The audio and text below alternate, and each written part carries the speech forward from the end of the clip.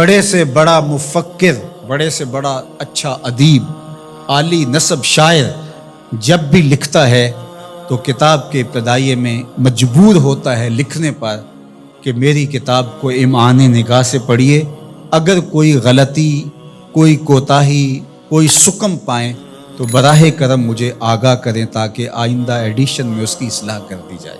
لیکن قرآن کھولو تو پہلا جملہ یہی ملتا ہے، یہ کتاب میں شک نکال کے تو دکھاؤ، اس کتاب میں کوئی عیب نکال کے تو دکھاؤ، یہ عیب سے بھی پاک ہے، یہ ریب سے بھی پاک ہے، اس میں کوئی شک نہیں، اس میں کوئی شبہ نہیں۔ ذالک الکتاب لا ریب فیہ۔ اللہ اکبر۔ ذالک کا اشارہ بعید کے لیے ہے لیکن عظمت کے لیے یہاں بیان فرمایا گیا۔ اس کا یہ معنی بھی ہو سکتا ہے کہ یہ وہ بابرکت کتاب ہے جو آسمانوں سے آئی ہے۔ اللہ اکبر۔ یہ وہ کلام الہی ہے جس میں کوئی شک نہیں ہے۔ ھدی للمتقین، یہ کتاب متقیوں کے لیے ہدایت ہے۔ اللہ اکبر۔ اس کتاب کو ھدی للناس بھی کہا گیا، تمام لوگوں کے لیے ہدایت، اور ہدایت کے مفہوم کو آپ اچھی طرح سمجھتے ہیں، رہنمائی کرنے والی، راستہ دکھلانے والی، منزل تک پہنچانے والی، اندر کی بیماریوں کو دور کرنے والی، باطنی امراض کے لیے شفا۔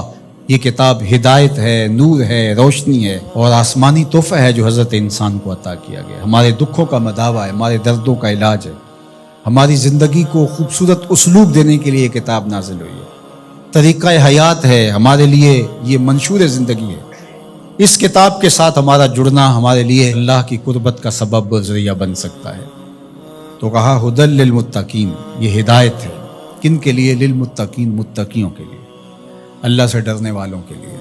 متقی وہ ہے جو وہاں پایا جائے جہاں اللہ اسے دیکھنا چاہتا ہے، اور وہاں نہ پایا جائے جہاں اللہ اسے نہیں دیکھنا چاہتا۔ علماء نے تقوی کے درجے بیان فرمائے۔ شرک سے بچنا ایک صورت ہے تقوی کی، کبیرہ گناہوں سے بچنا یہ بھی تقوی ہے۔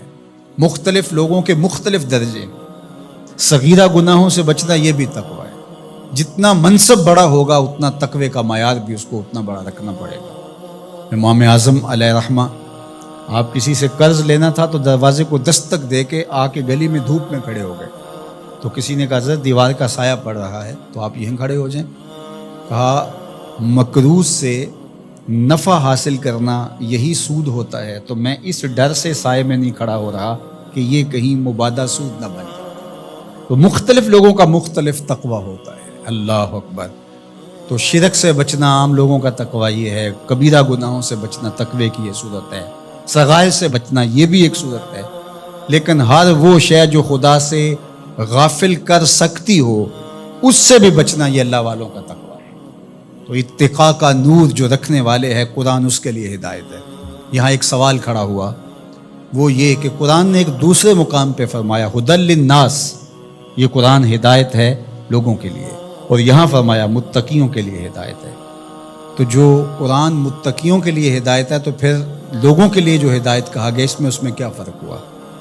تو بات یہ ہے کہ قرآن کی طبع کے اندر تو ہدایت ہی رکھی گئی ہے، قرآن تو نور ہی بانٹتا ہے، لیکن یہاں اس سے اکتساب فیض کون کرتے ہیں؟ وہ متقی ہیں۔ قرآن ہے ہدایت، سراپا ہدایت، لیکن جو کفار ہیں، مشرکین ہیں، وہ اس ہدایت کے سرچشمے سے کچھ حاصل نہیں کر پاتے، اس سرچشمے کے پاس بیٹھ کر کے بھی اندھیرے میں رہتے ہیں، لیکن جو متقی ہیں وہ قرآن سے نور حاصل کر کے اپنی زندگی میں چراغاں کر لیتے ہیں۔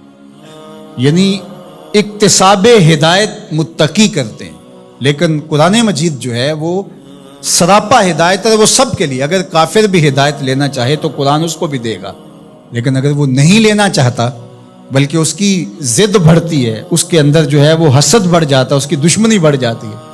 قرآن مجید میں اللہ تعالیٰ نے دوسرے مقام پر ارشاد فرمایا وَنُنَزِّلُ مِنَ الْقُرْآنِ مَا هُوَ شِفَاءٌ وَرَحْمَةٌ لِّلْمُؤْمِنِينَ وَلَا يَزِيدُ الظَّالِمِينَ إِلَّا خَسَارًا۔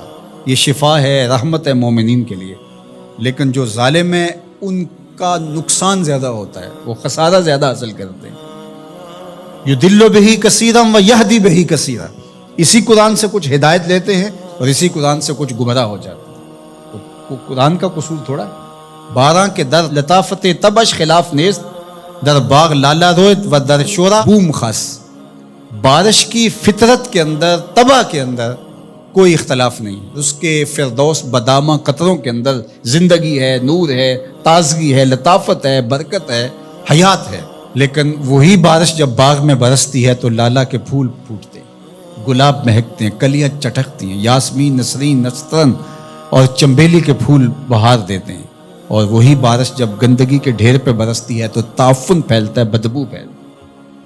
تو اب قصور بارش کا ہوا یا اس گندگی کے اندر چھپی ہوئی غلاظت کا؟ اس لیے قرآن ہے شفا، سراسر شفا ہے، سراسر نور ہے، سراسر روشنی ہے۔